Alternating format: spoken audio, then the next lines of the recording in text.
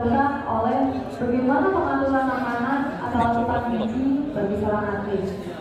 Nah, kira-kira pasti perlu kita di sini adalah bagaimana sih caranya agar atlet tersebut bisa mendapatkan asupan gizi yang baik sehingga hasil latihan, program latihan apapun yang diberikan oleh pelatih itu bisa balance ya, bisa sesuai dengan prestasi yang didapatkannya.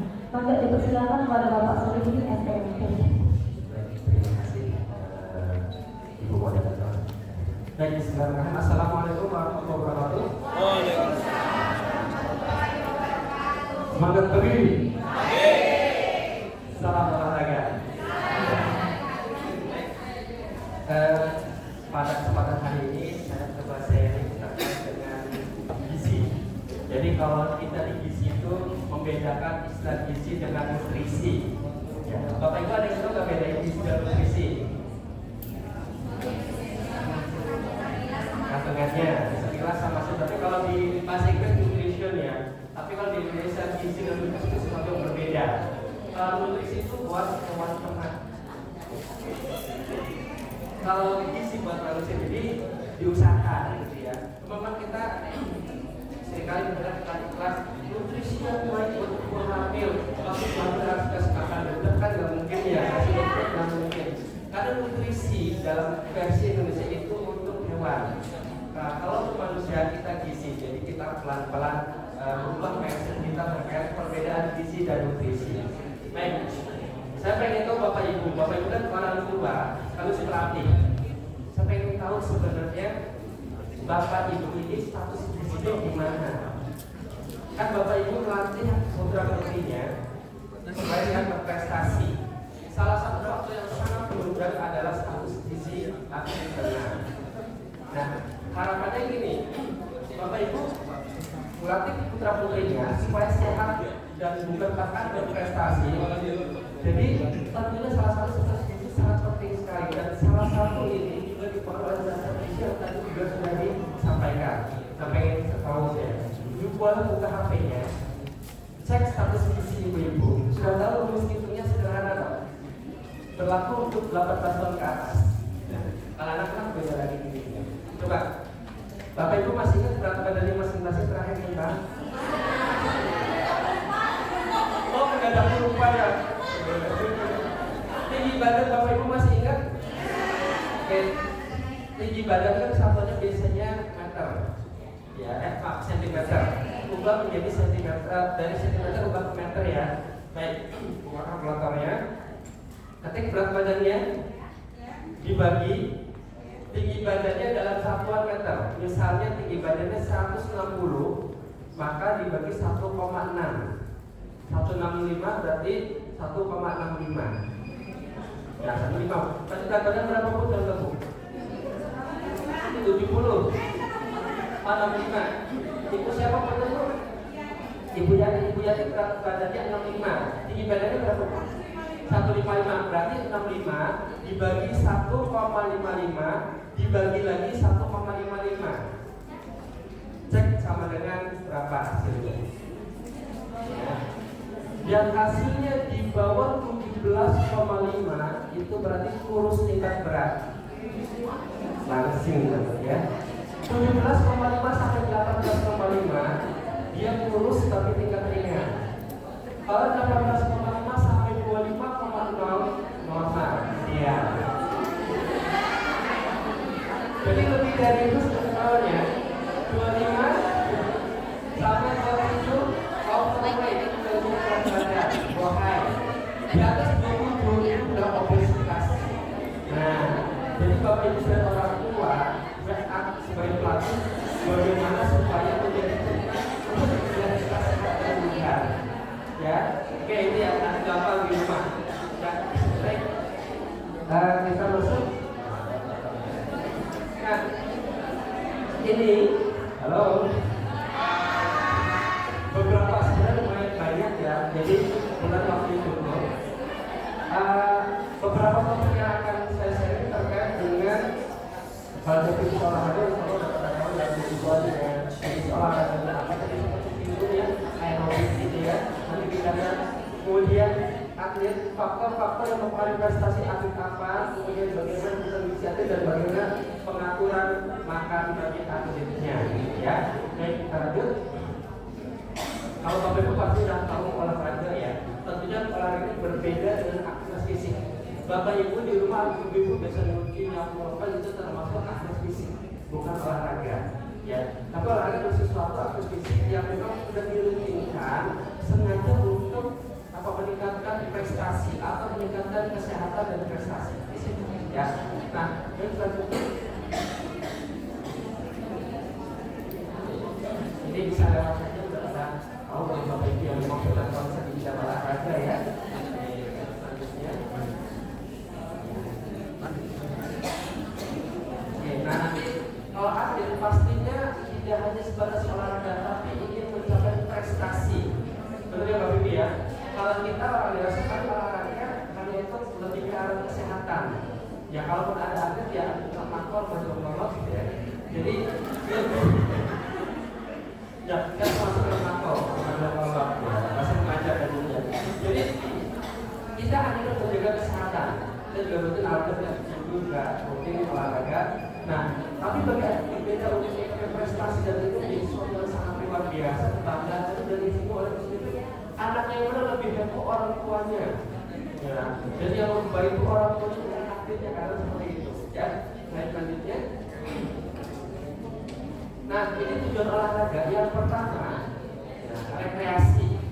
Ibu-ibu biasa olahraga di Car Free Day itu lebih ke arah rekreasi. Olahraganya lebih masyarakat, bukan rekreasi lagi, ya. Kemudian pendidikan, kesehatan, nah ini atlet yang menarik untuk mencapai prestasi. Ya, tentunya Bapak Ibu yang hadir di sini termasuk pelatih ingin putra putri menjadi prestasi.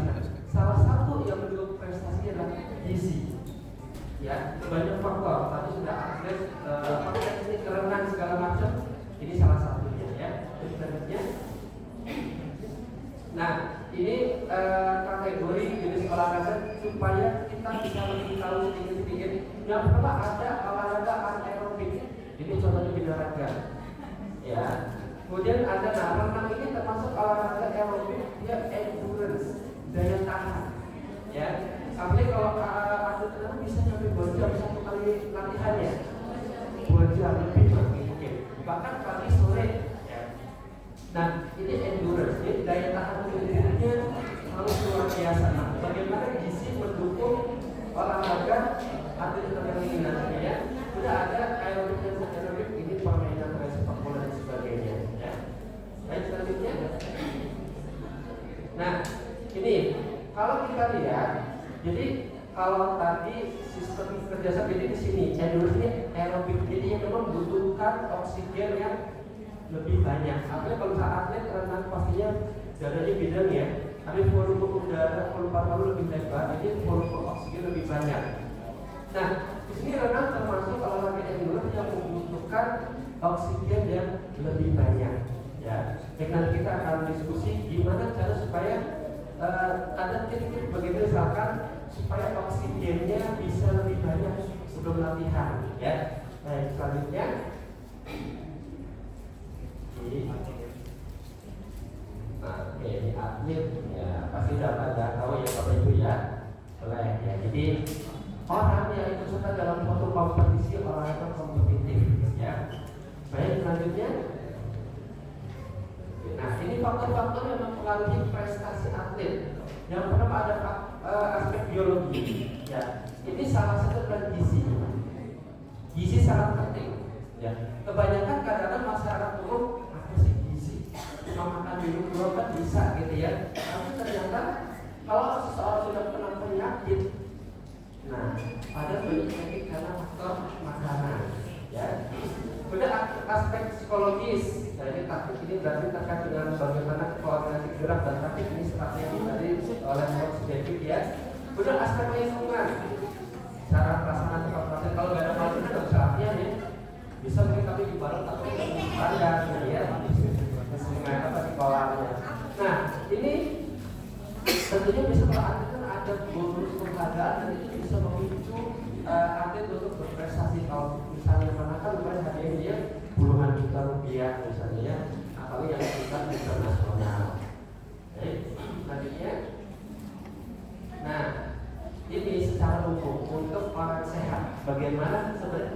kecukupan gizi.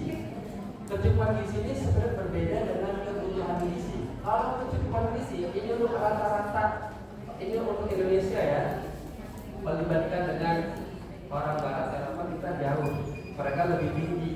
Ya, apalagi postur Barat mereka lebih tinggi ya. Asia agak termil demikian. Nah, jadi di sini kecukupan artinya setiap individu kira-kira misalnya ada kelompok umur, ada jenis kelamin, kira-kira misalnya energi sekian. Kalau buat saya tidak ada turun dari sini.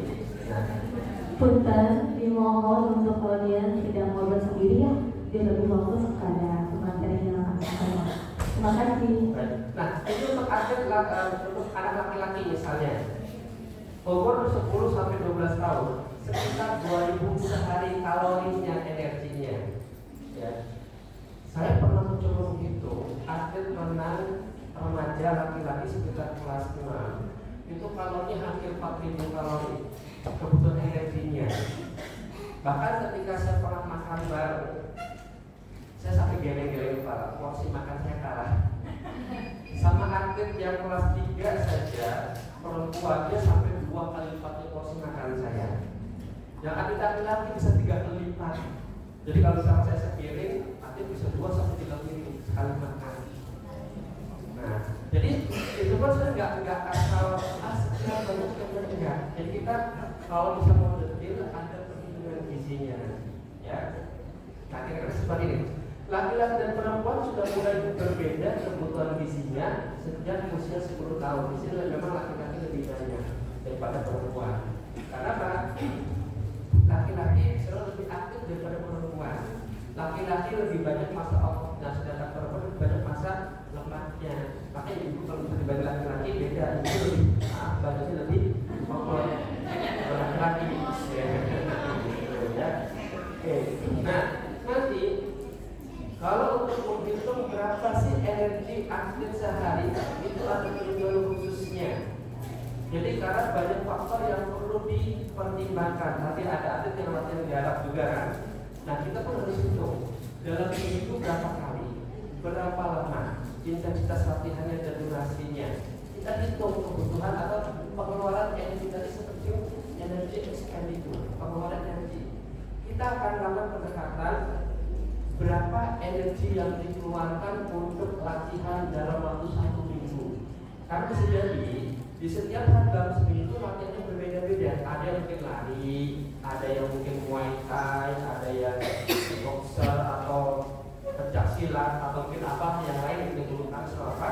Nah, itu adalah dan kita hitung isinya. Nanti kita ambil rata-rata sehari berapa di situ. Nah, jadi kira-kira dalam step. Nah, termasuk air. Tadi seperti ditanya dari berapa sih kebutuhan air sehari? 2 liter. Itu secara rata-rata air minum. Nah, kebutuhan air di sini tidak hanya dari minuman, dari makanan pun ada. Apalagi buah-buahan, mangga, airnya banyak, melon banyak sekali. Jadi semakin banyak aktivitas, maka kebutuhan cairnya akan semakin tinggi. Intinya jangan sampai kehausan di situ. Nanti kita singgung terkait dengan bagaimana penggunaan air minum. Mungkin nanti saya berikan tips bagaimana ini rekomendasi saya ya.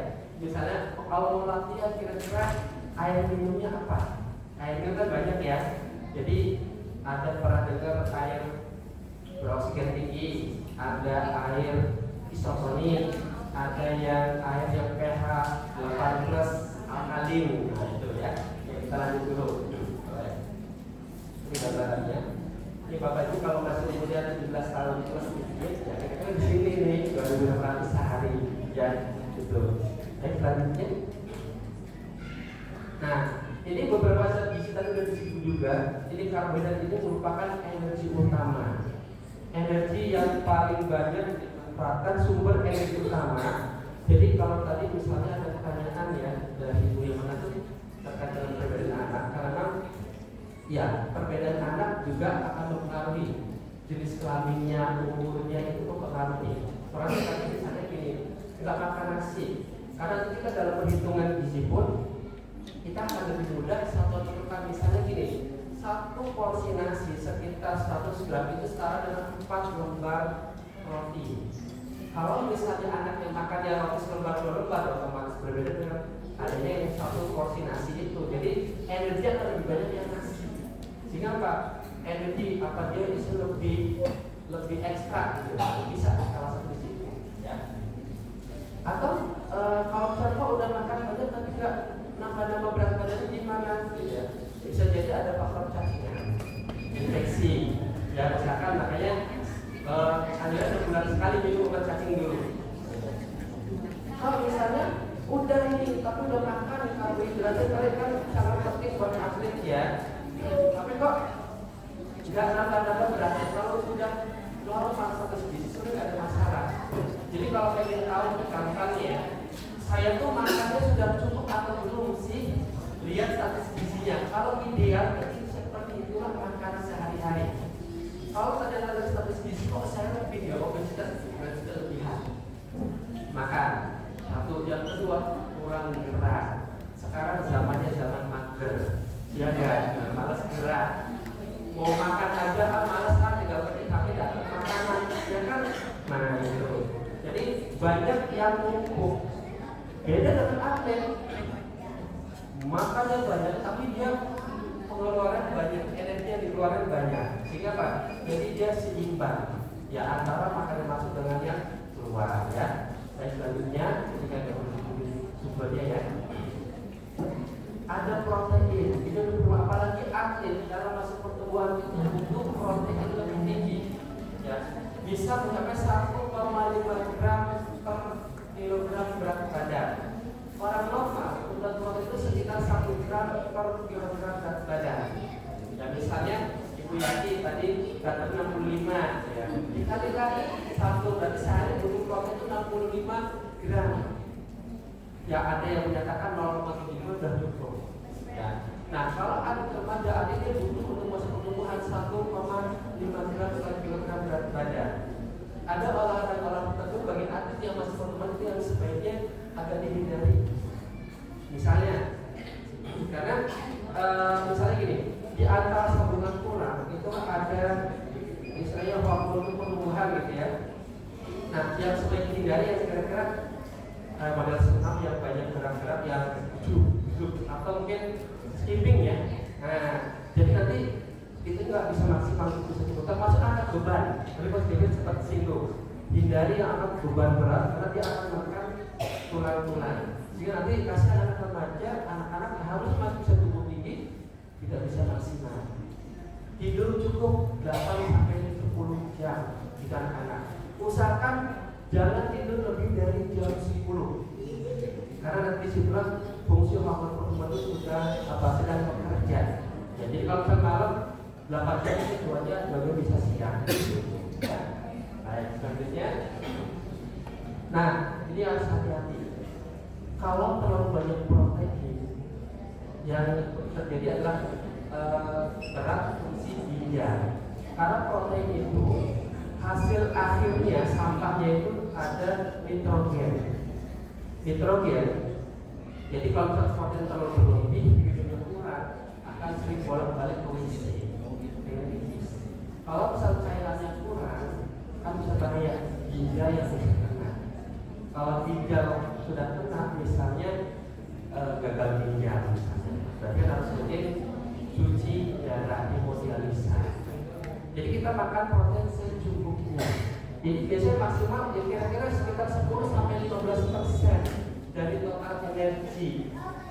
Berapa banyak ya? Tadi misalnya kalau energi 2000 kalori, berarti proteinnya 15 sampai 10-15% itu dari 2000 kalori. Sekian persen, bisa 10%, berarti dapat berapa kalori dari protein? 10% dari 2000, 200 kalori. 200 kalori harus kita terjemahkan ke dalam berapa gram proteinnya dibagi 4. Karena 1 gram menghasilkan 4 kalori, itu 50 gram protein. Dan protein itu tidak hanya dari sumber protein, nasi pun ada proteinnya, roti pun ada proteinnya. Jadi kita hitung secara keseluruhan. Jadi protein untuk aktif remaja, apalagi masa pertumbuhan masih bisa tumbuh, apalagi itu sangat bagus sebenarnya ya. Nah, ini atas ketinggalan. Tapi juga jangan sampai berlebihan. makan. Ya, baik selanjutnya. Nah, ada juga lemak. Ya, cuma tadi ya memang betul jangan terlalu banyak. Ya, jadi dibatasi. Lemak itu maksimalnya sekitar 5 sendok makan sehari. Ya, 5 sendok makan, 6 sendok makan. Cuman kan hati-hati, misal makan bakso nggak ada gaji, nggak gurih biasanya. Nah, karena ada lemak-lemak yang sifatnya tersembunyi makan daging itu ada lemak-lemaknya gajinya. Ya, kita makan masakan juga sudah ada lemak minyak. Jadi bukan maksimalkan yang saya dapat minum aja, jangan. Ya, gitu. Jadi sebaiknya yang direbus, dikukus, dibakar. Dibakar hati-hati, jangan sampai gosong. Karena gosong itu nanti menyebabkan karsinogen, menyebabkan kanker di situ. Baik, selanjutnya. Nah, kalau mau yang baik, ya sebenarnya minyak kelapa sawit yang biasa kita goreng-goreng buat masak sehari itu termasuk kategori lemak jenuh. Karena kan ada jenuh, ada tak jenuh. Nah, lemak jenuh inilah yang efek kesehatannya nggak bagus, nggak baik. Makanya kebanyakan minyak, kebanyakan gorengan, ya nanti numpuk dalam tubuh menjadi kolesterol. Padahal tubuh kita bisa membuat kolesterol sendiri. Jadi kalau misalnya mau sehat artinya, berarti misalnya mau gorengan, minyaknya minyak zaitun. Masya Allah, harganya wow. Premium, sebeli sepatu. Nangis ya. Minyak biji bunga matahari, minyak dan lain minyak yang selain kacang selain kelapa sawit dan kelapa. Kalau biasanya sawit minyak kelapa sawit ya. Nah itu. Kalau menghemat ya tadi direbus, dikukus, dipanggang, tapi jangan sampai gosong, dibakar. Kalau dibakar mungkin nggak terlalu dibakar itu harus hati-hati ya. Nah, ini beberapa yang dikhusus untuk atlet. Nah, ada vitamin B kompleks ya. Jadi ini juga ada, namanya di sini kita makan konsumsi lauk hewani, daging ikan, ayam, ikan. Kita tidak hanya dapat protein, tapi kita juga dapat vitamin B. Ya, tapi kalau bisa dibandingkan antara daging merah, daging putih, kita kalau untuk kesehatan lebih baik daging putih. Daging merah proses pencernaan bisa lebih lama, bisa nyampe 48 jam. Jadi baru dicerna protein yang daging dicerna jadi asam amino yang paling sederhana dan bisa diserap oleh tubuh. Itu butuh proses yang panjang. Nah, jadi kalau antara daging sapi dan ayam, ya memang untuk kesehatan lebih bagus yang daging ayam. Pada ikan lebih baik lagi. Ikan darat sama ikan laut bagus yang mana? Laut. Karena Pak asam lemak omega-nya, SN itu sangat baik kesehatan itu ikan laut. Gitu. Ya, kan murah-murah apa malah ikan? Lebih mahal sih memang ya. Tapi ya kalau kesehatan lebih baik. Bahkan itu kesehatan jantung juga. Atlet kan butuh jantungnya dijaga, dirawat gitu ya. Nah, kemudian vitamin D juga ada. Tapi misalnya makan ikan teri, tulangnya dimakan. Ya kan biasa dimakan ya. Itu kalsiumnya kan selain kalsium juga kita juga harus. Atlet remaja butuh kekuatan tulang. Tadi seperti singgung juga. Tulang harus kuat ya. Kemudian masa remaja di sini. Nah, misalkan berjemur setiap pagi. Karena di bawah kulit kita ada cikal bakal vitamin D. Jadi kita bisa memproduksi vitamin D secara alami asalkan kita cukup mendapatkan sinar matahari. Ya. Kayak selanjutnya, zat besi ini sangat penting. Ya, karena kalau atlet kekurangan zat besi, lemes, letih, 5R, lemah, letih, lesu, lalai, koyo lebih dari 5R. Oh gitu loh ya. Jadi terus ya. Nah, ini zat besi itu hemoglobin. Hemoglobin ini berfungsi mengangkut oksigen dan udara makanan ke seluruh tubuh. Kalau atletnya kurang zat besi, gimana dia bisa dapat oksigen lebih banyak? Ya, sedangkan oksigen butuh apa tadi aerobik untuk olahraga yang berulang seperti itu. Nah, ini bisa dapat dari cara hijau, dari hijau daun, kangkung, bayam, yang warna hijau daun itu vitamin zat besi tinggi. Selain zat besi tinggi, serat hijau itu juga tinggi dengan serat. Nah, kalau atlet kurang sayuran, nanti 1 anemia, 2 susah BAB. Ya kan nanti gak nyaman, kita aja merasa, aduh gak BAB hari ini belum setor ya, pasti gak nyaman perutnya. Kenapa? Nah, di sini. Ya. Kemudian kalsium, tadi sempat disinggung juga ya. Natrium itu ada seng dan selenium. Ini bukan seng buat apa sekali ya. Ini untuk antioksidan, mencegah radikal bebas. Jadi biar gak gampang sakit gitu.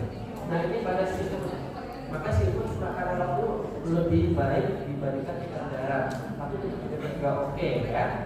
Nah kemudian ikan, akar-akar dan lain sebagainya. Jadi kita mengkonsumsi sayuran tadi juga kalau bisa bervariasi, tidak hanya hijau saja, tapi juga bentuk yang orange dan lain. Tapi kalau kita berarti mantap zat besi, kita bisa sayuran hijau. Ya. Baik, selanjutnya, next. Nah air. Nah jadi air dan elektrolit untuk ketika dehidrasi. Ini yang perlu perhatikan. Ini kalau yang dehidrasi bisa air biasa, air mineral atau air kelapa bisa juga isotonik alami. Ya, saya pernah melakukan penelitian membandingkan antara air isotonik komersil, saya nggak bisa sebut mereknya, apa, nggak beda jauh kok, ya. Secara harapannya untuk meningkatkan rehidrasi. Jadi kalau sudah latihan dehidrasi, jadi bisa mempercepat pemulihannya. Ya. Nah, kemudian ini dianjurkan sedikit elektron tadi kalau kata berjalan jus, ya. Kita tambahin garam, ya. Kalau enggak oralin, tidak binatang gitu ya. LGG, larutan gula garam. Satu gelas 200 ml, 1 sendok teh gula, 1/4 garam. Rasanya dijamin nggak ya? Yang pasti kita beli komersil. Ya. Nah, ini sih saya coba sempat ini untuk air. Jadi atlet sebelum latihan bisa mengkonsumsi air heksagonal barangkali ya, bahannya lumayan. Air yang oksigen yang lebih tinggi. Tapi ini pun sebelum juga penyimpanan hati-hati, dia harus disimpan dalam wadah yang berbentuk rapat. Kalau yang badannya tebal, yang alami bisa dari mana? Dari pegunungan dan dari kutub. Apa sih pegunungan? Ya, jadi bisa karena dengan aplikasi itu bisa untuk mengurangi atau mencegah kelelahan yang berlebihan. Jadi bisa minum air heksagonal. Selama tanding pasti keringetan tuh. Meskipun nyemplung di dalam air itu tetap keringetan aja. Ya, bisa dengan air isotonik. Isotonik itu konsentrasi gula garam itu setara dengan garam kita. Itu bisa. Itu untuk kita dehidrasi. Jadi selama latihan bisa dengan air isotonik. Setelah latihan kan pasti ada capek ya. Nah, setelah capek bisa dengan kondisi badan kita capek karena produksi asam laktatnya tinggi meningkat. Jadi dia menyebabkan capek bawah. Jadi pH darah kita, pH tubuh kita sudah rendah turun. Nah, bisa dengan minum air apa tadi alkalin ya alkalin.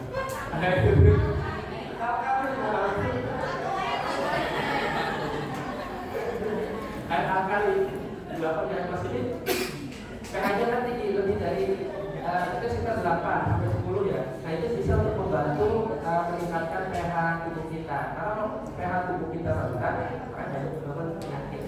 Makanya kenapa banyak orang bawa ke rumah sakit ke penyakit dalam yang sakit karena banyak penyakit disebabkan karena makanan konsumsi hewaninya tinggi. Konsumsi hewani tinggi dia pH-nya kan lebih rendah. Maka kenapa dianjurkan banyak konsumsi buah dan sayur. Buah dan sayur pH-nya tinggi, jadi seimbang pH tubuh kita. Ya, baik. Nah, jadi untuk suplemen kolesterol ini tidak dianjurkan sebenarnya. Tapi sebenarnya kalau minum sebenarnya nggak masalah juga sih gitu. Ya, oke. Selanjutnya kalau alami bisa dari buah-buahan. Nah, jika seorang atlet mengalami penurunan cairan tubuh 1-2% berat badan, maka performa akan menurun sekitar 10%. Maka tadi atlet jangan sampai minum sebelum haus, pelan-pelan, ya. Tapi juga jangan sampai terlalu berlebihan minum, akan menyebabkan hiponatremia. Jadi konsentrasi natriumnya lebih rendah, juga bahaya. Jadi minum secukupnya, jadi jangan menunggu haus minumnya, ya. Kemudian kalau misalnya 5%, nanti hitungnya gimana, ini bisa dihitung misalkan sebelum renang, jadi baru berat badannya berapa. Nah sekarang ditambah lagi berat badannya berapa. Mungkin ada penurunan kecil, tapi digunakan timbangan yang 0,00 berarti 2 atau 8, supaya bisa dilihat itu berat badannya. Jadi ada perubahannya. Nanti ada selisih itu. Nah selisih berat badan itu dibagi berat badan awal paling 100% atau berapa persen dia kehilangan cairan tubuhnya. Jadi kalau semakin tinggi semakin bahaya juga. Bahkan 10% bisa meninggal, bahaya ya. Nah, tapi untuk atlet endurance 2,5% kehilangan cairan itu sudah turunnya drastis sekali. Nah, jadi akhirnya jadi jangan sampai kekurangan cairan saat olahraga. Keringat kita rasanya gimana Bapak Ibu? Asin. Makanya rasanya kan ada asin ya. Nah, jadi elektron pun ada yang dia manis juga, ada yang low sugar. Ya, jadi ya silakan dengan ada yang manisnya itu bisa menambah energi pada saat latihan ya. Nah yang selanjutnya, nah serat itu juga tetap dibutuhkan ya. Nah untuk atlet kalau misal mau latihan tadi usahakan hindari makanan yang berlemak tinggi, karena lemak itu kan kalau terlalu tinggi bisa menyebabkan mual ya. Nah termasuk serat ya hati-hati, jadi jangan sampai serat itu kan memperlancar proses pembuangan sampah ya. Jadi jangan sampai pas lagi aduh kayak berat gitu ya, nanti malah mengganggu penampilan ya. Jadi di sini bisa dari sayur dan buah-buahan ya. Selanjutnya, nah ini tujuan peran atlet yang pertama ya. Jadi kalau misalkan gimana sih makan atlet, kita perlu cek dulu status gizi bagaimana, karena ini kebutuhan gizi berbeda. Yang pertama, tujuan para atlet adalah memperbaiki dan mempertahankan. Kalau atletnya kurus, kita perbaiki supaya normal. Kalau atletnya agak gemuk, kita perbaiki supaya normal. Kalau sudah normal, dipertahankan. Itu tujuannya. Yang kedua, membentuk otot dan mencapai tinggi badan optimal. Kalau kurus, perlu ditambah massa ototnya. Kalau nambah berat badan gampang. Makan aja gorengan yang banyak, makan aja gaji, makan aja yang manis-manis, tapi minuman-minuman jenis boba dan sebagainya. Sekarang kan minuman luar biasa. Nah, gampang. Tapi ditambah adalah nasi lemak. Nah, kita perlu menambah massa otot. Ya.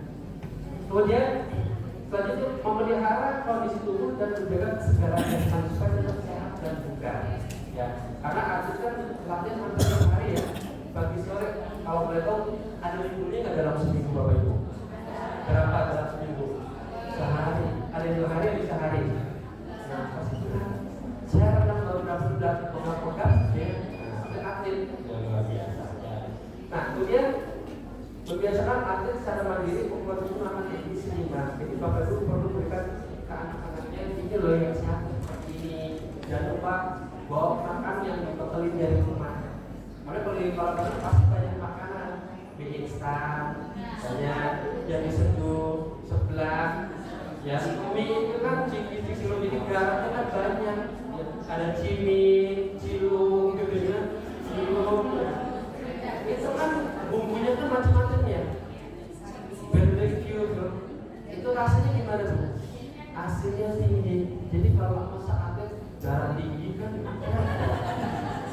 ya, tapi mengurangi ya supaya itu ya. Jadi perlu diberitahukan bahwa jangan jajan sembarangan. Apalagi misalnya makan sebelah nggak perlu 15, lagi udah mau renang mau apalagi mau tanding ya bisa sehingga karena pulas berbumbu tajam itu sebaiknya dihindari. Kalian kalau mungkin momen tertentu lagi hindar pengen yang pedes ya udah silakan. Tapi yang hati-hati. Kalau mau tadi udah hindari puasa dulu ya untuk kita. Nah selanjutnya, nah ini secara umum bagi kita semua termasuk bagi atlet, ini kita memahami tumpeng gizi seimbang. Nah, Indonesia kita lebih banyak butuh karbohidratnya. Nah itu lauk pauk, sayuran dulu, sayur buah, lauk pauk bisa tambahnya lagi baru gula garam itu perlu dibatasi minyak itu. Jadi ini kira-kira panduan umum sehari-hari untuk masyarakat Indonesia. Jangan lupa konsumsi air yang cukup kira-kira 8 gelas sehari untuk yang normal. Bisa jadi ada yang lebih tinggi, ada yang kurang. Aktif bisa lebih tinggi karena aktivitasnya sangat tinggi, ya. Baik, berikutnya. Nah, jadi kira-kira ini standar normal. Isi piringku kira-kira kalau sepiring itu kira-kira seperti ini isinya. Sepertiganya buat makan pokok, nasi, roti, mie atau yang lain. Setengahnya buat sayur dan buah. Ini nggak ada apa, karena dari sepertinya sedikit sekali kita butuh lauk-lauk yang sebenarnya. Ya, ini untuk yang standar normal kira-kira makan seperti ini. Dan para ibunya menggunakan dan olahraga. Bagi kita orang biasa cukup 30 menit sehari selama 5 hari dalam seminggu. Nah, dalam seminggu itu olahraga itu 150 menit seminggu. Kalau dibagi sehari 30 menit cukup 5 hari itu hari istirahat. Tapi bagi atlet kan enggak. Kalau kayak gitu udah nggak bisa tahan. Berbeda apa berbeda dengan kita, ya. Dan selanjutnya, nah ini ada bentuknya nih. Nah ini prinsip pemberian makan atlet periode latihan prinsipnya. Kalau hitungnya ada lagi sendiri. Ini cara umum kita menganggap selama latihan atlet harus cukup energi saat untuk latihan dan menghindari pencernaan pasti kebiasaan yang tadi disinggung 3 sampai 4 jam sebelumnya makan. Ya, kalau yang pagi-pagi gimana? Nah, bisa seperti gini, atlet pagi-pagi latihannya dia menggunakan energi yang tadi malam belum tidurnya dan cadangan energi di kongkel. Nah, kalau paginya sebenarnya bisa dengan pisang, jadi yang ringan. Pisang biasanya paling enak ya, udah dapat energi oke, kemudian kaliumnya tinggi. Kaliumnya supaya tinggi banget, antara 300 sampai 400. Tadi pisang Ambon boleh, pisang raja serai lebih bagus, lebih tinggi lagi, sekitar 500 sampai 600. Pisang serai ada ya, pisang raja serai lebih tinggi lagi daripada pisang Ambon. Pisang emas, pisang kulit, biolognya itu paling tinggi. Kalium ini bagus untuk irama jantung. Ya, dia juga terus berbulan karuan gitu ya.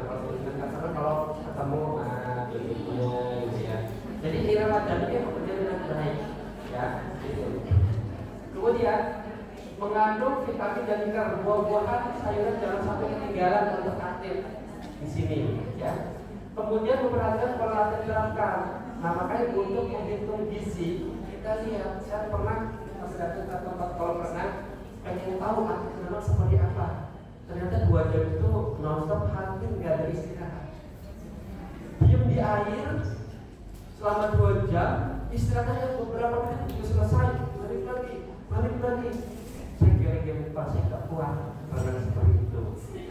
Ya, pagi sore setiap hari. Karena kalau aku udah disetting ke arah sana prestasi, siapa? Itu pun kita hitung berapa latihan sehari, berapa jam, kita hitung kalori yang keluar untuk renang berapa kalori. Ya, kalau renang 1 jam kira-kira 500 sampai 600 kalori itu setara dengan 1 piring makanan lengkap. Itu misalkan ibu bapak kita pengen lihat pengen lebih berat badan, olahraga sejam kan renang habis itu makannya prok banyak banget. Udah dijual, masuknya sama malah lebih gitu ya. Nah, jadi sini ya. Nah, selesai latihan, makan konsumsi harus menghasilkan energi yang cukup. Biasanya akan lapar ya. Kalau misalkan lapar, misalkan apa yang makan tapi bisa lapar, bisa selesai latihan bisa mengkonsumsi air minum yang dingin ya. Dia dingin itu bisa mampu membantu mempercepat pengosongan lambung sehingga dia setelah pulih capeknya itu bisa makan. Ya, jadi mengganti energi yang sudah dikeluarkan. Jadi itu tadi sebagai cadangan energi untuk selanjutnya. Baik, selanjutnya. Nah, tadi piring makan itu untuk umum, sekarang untuk atlet. Nah, periode latihan. Nah, jadi kira-kira seperti ini yang latihan ringan. Latihan ringan itu sayurannya setengah piring, seperempat piringnya ya nasi atau yang lain, kemudian seperempatnya protein. Kalau yang moderat ya agak sedang, sepertiganya, kalau itu seperempat piring tetap. Ya dari sisanya untuk karbohidrat dan sayuran. Di sini karbohidrat sudah mulai ditambah, yang dari seperempat menjadi hampir sepertiga lebih dikit. Ya. Nah, untuk renang masuk kategori hard training, olahraga berat, ya berat. Bahkan bisa jadi very hot, ya sangat berat. Jadi justru setengah piring itu buat karbohidratnya.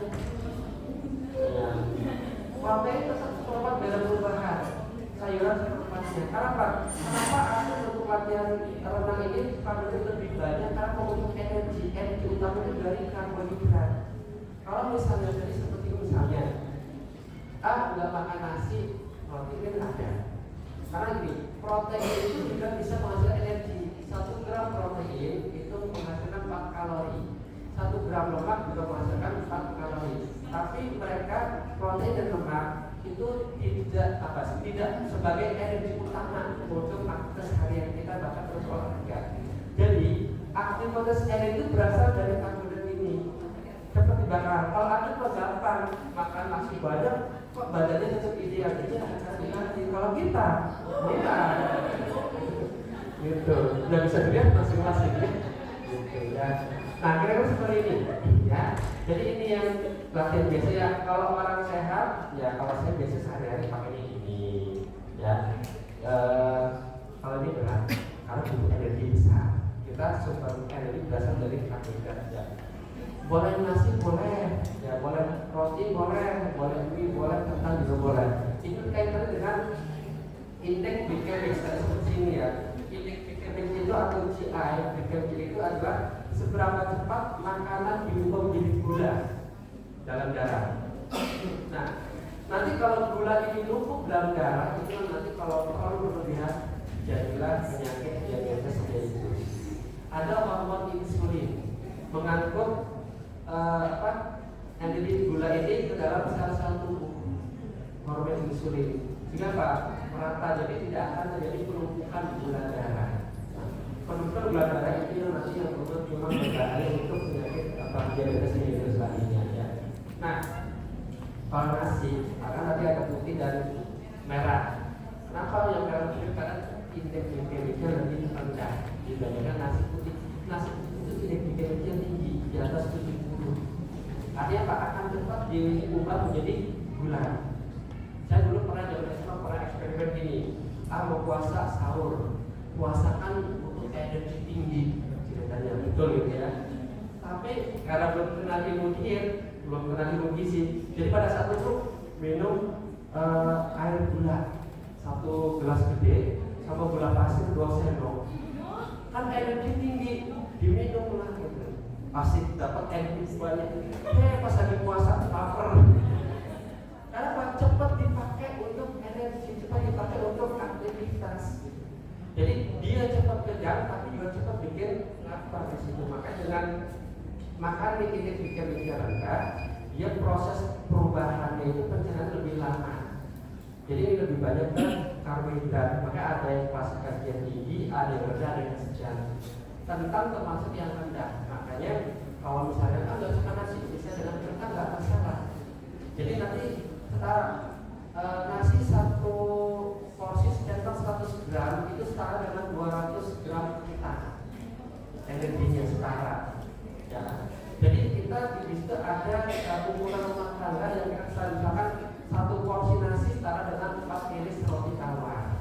Cuma kalau roti tawar kan dia lebih tinggi, jadi roti gandum dia warna lebih kecoklatan, memang lebih sehat, seratnya lebih tinggi, jadi GM-nya akan lebih rendah dibandingkan yang roti putih di situ. Ya. Baik, selanjutnya, nah ini sport drink. Nah ini macam-macam sport drink ini minuman untuk olahraga. Ya, ada hipotonik, ada isotonik, ada hipotonik kita sifatnya banyak yang ini, ya. Jadi dia konsentrasi gula, garam, air itu sama dengan darah. Kalau hipoter ini konsentrasi kira-kira kurang dari 5%. Kalau ini lebih dari 10%.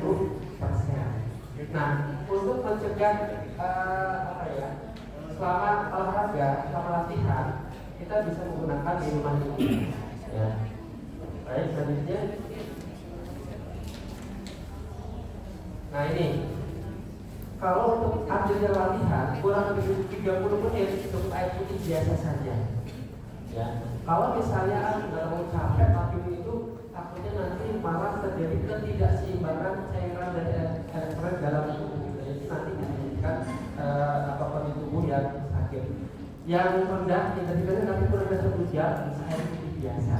Nah kalau yang intensitas tinggi bahkan sangat tinggi, ini kita bisa menggunakan sport drink atau hipotonik juga bisa atau isotonik juga bisa. Jadi untuk ini lebih kalau frequency-nya memang sangat tinggi sekali bisa menggunakan hipotonik, ya. Tapi sekalipun udah cukup sebenarnya. Ya. Baik, selanjutnya. Cuma kalau terlalu banyak, kalau sekarang ini minuman sport drink juga gulanya kan tinggi. Kalau tidak terkendali, tidak terkontrol, ada penumpukan gula dalam darah. Nah, jadi kontrol jadi hati-hati. Nah, ini prinsip pemberian makanan pada periode pertandingan. Ya. Makanan diatur agar tidak mengganggu pencernaan suatu bertanding, makanya hindari makanan berbumbu tajam sebelum tanding.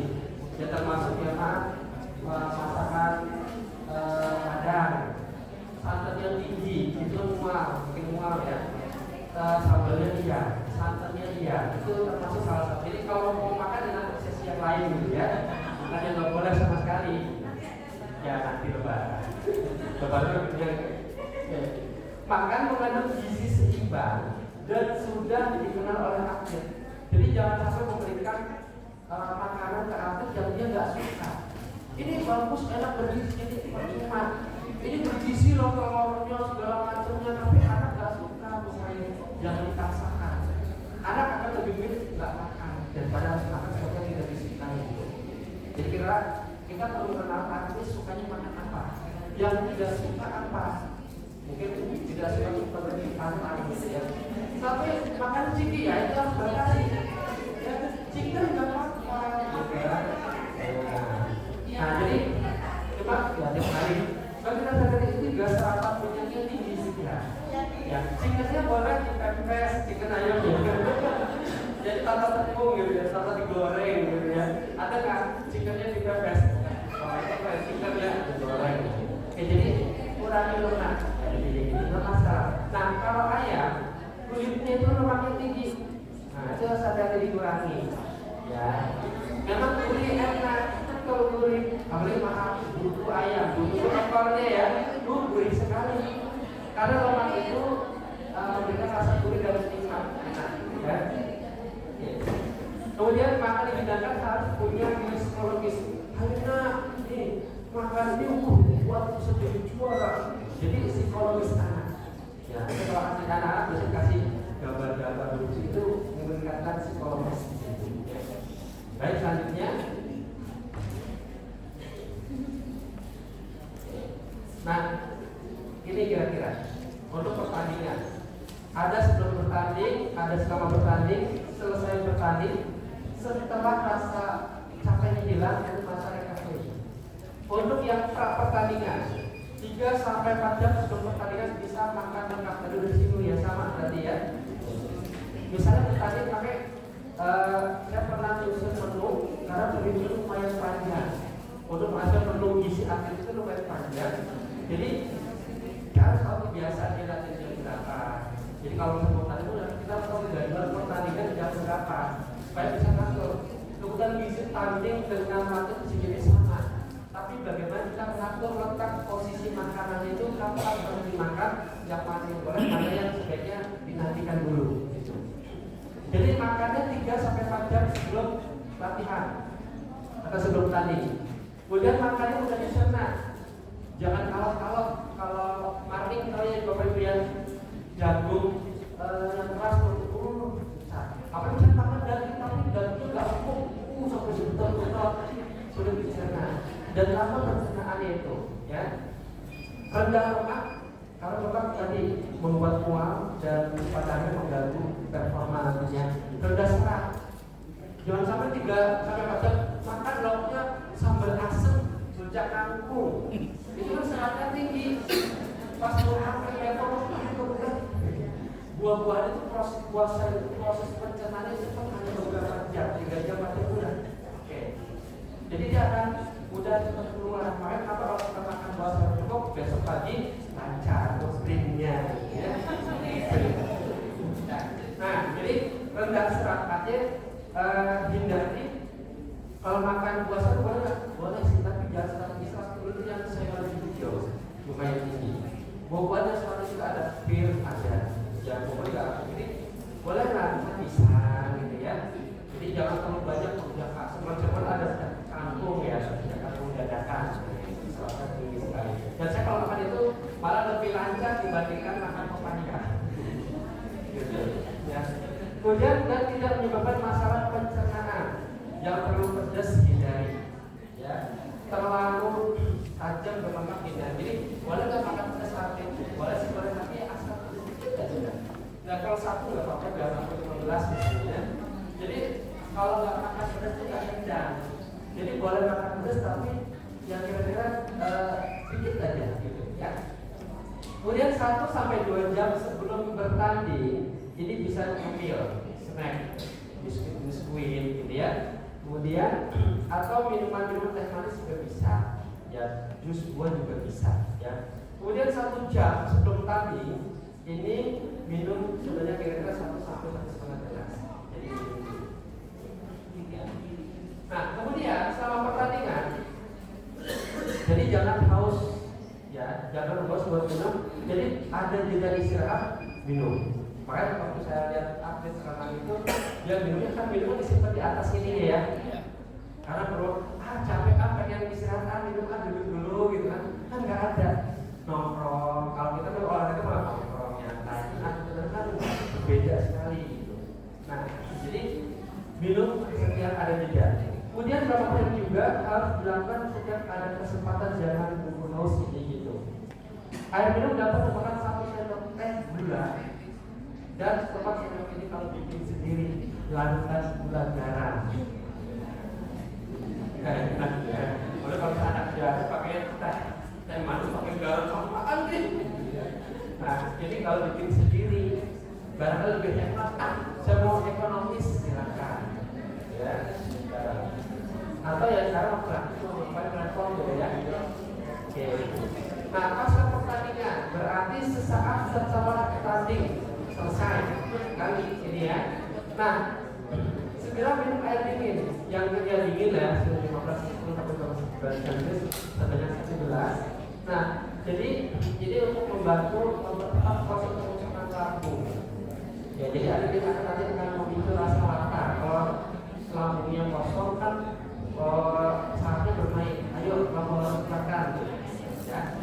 Nah, kemudian lanjutkan dengan misalnya minum sari buah atau lalu gula garam atau juga isotonic, ya. Kemudian dapat diberikan makan yang padat yang sudah dikenal seperti biskut atau bubur halus. Nanti seperti minum susu kotak kecil bisa, ya. Nah, setelah capeknya hilang 3 sampai 4 jam baru bisa makan biasa. Seperti makanan kita biasa gitu. Jadi makan misalnya 3 sampai 4 jam setelah tanding, ya. Nah, kemudian setelah itu pasti masa ada recovery. Kita tanding kan nggak setiap hari setiap minggu ya. Jadi kan recovery artinya, nah masa recovery ini sama saja dengan masa sebagai latihan seperti hari-hari biasa. Nah, kira-kira seperti ini, ya. Dan jangan lupa kalau saat itu harus dipantau berat badannya minimal sebulan sekali untuk mengecek status gizinya, ya. Status gizi sebulan sekali ditimbang berat badannya, nanti diukur tinggi badan, kan dia juga masa pertumbuhan, ya. Jadi jangan sampai nanti atlet itu berat badan, berarti harus ada program bagaimana menurunkan berat badan. Jaga dia selama ini makannya kebanyakan, gitu ya. Kita akan membangun performa, ya.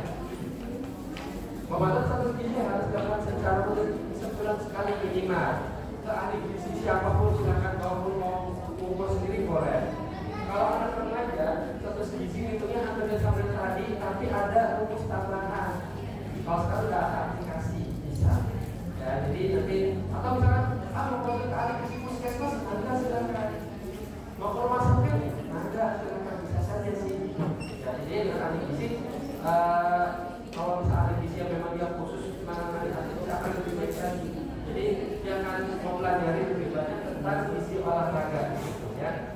Baik, selanjutnya.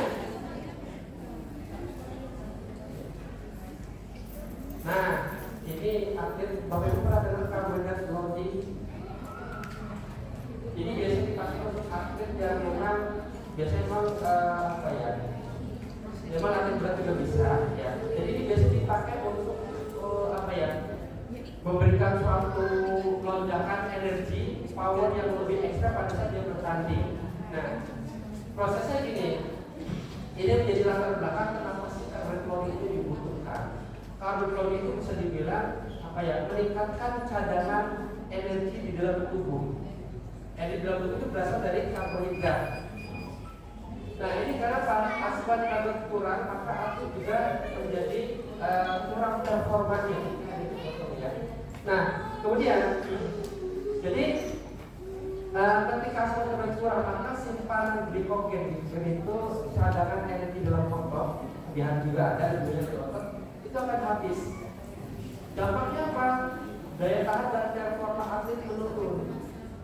Kalau daya tahan dan performa atlet turun, maka bisa kelelahan dan tidak mampu memberikan rasa nanti cepat capek. Ya kalau atlet lagi berenang di laut kan kita bahaya tenggelam gitu ya. Nah, jadi jangan sampai nanti atlet renang tapi tenggelam di kolam renang gitu. Ya jadi bahaya ya. Nah, ini makanya perlunya adanya simpanan karbohidrat dalam glikogen. Baik, selanjutnya. Nah, bagaimana kita melakukan teknik karbohidrat loading? Ini perlu dipahami. Karbohidrat loading ini merupakan jenis tinggi karbohidrat untuk meningkatkan simpanan glikogen. Glikogen itu simpanan energi, ya. Dan ini dapat menunda kelelahan serta mencegah hipoglikemi. Hipoglikemi itu kadar gulanya rendah, makanya pusing. Kalau penderita diabetes itu kalau kurang makan dia akan mudah kayak orang pisang, ya.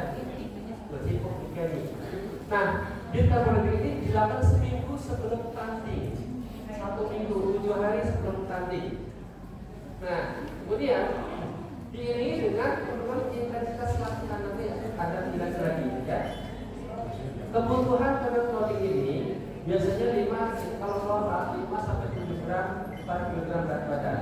Tapi kalau program ini bisa sampai 10 sampai 12 gram per kilogram berat badan. Hitung-hitungnya gimana? Memang lumayan panjang dan baru membahas ini, memang saya belum ini ya, waktu terbatas ya. Dan itu kita menghitung energi sehari berapa sih? Nanti diterjemahkan ke dalam makanan bagaimana, itu ada prosedurnya, prosesnya ya. Nah, kemudian ini normal 5 sampai 7 gram. Yang program ini 10 sampai 12 gram, tapi lebih banyak. Nah, selanjutnya. Nah, oke, misalnya nih 7 hari ya, tanding di sini ya. Hamil 1, hamil 2, hamil 3, hamil 4, hamil 5, hamil 6, hamil 7. Di hari ke-1 program ini dilakukan latihan berat ekstra. Yang tadi misal pagi sore tambah siang misalnya 3 kali. Untuk apa? Menghabiskan simpanan glikogen. Jadi dihabisin dulu cuci gudang katanya. Habisin kira-kira gitu. Tetap kita juga tetap masih bisa beraktif dengan banyak. Kita kan konsumsi mungkin ya. Jadi ini cuci gudang, stok energinya dengan latihannya lebih berat. Kalau kita berat ya akan bisa cuci gudang. Kemudian ini sekitar 1 hari cukup. Selanjutnya ya hari kedua 3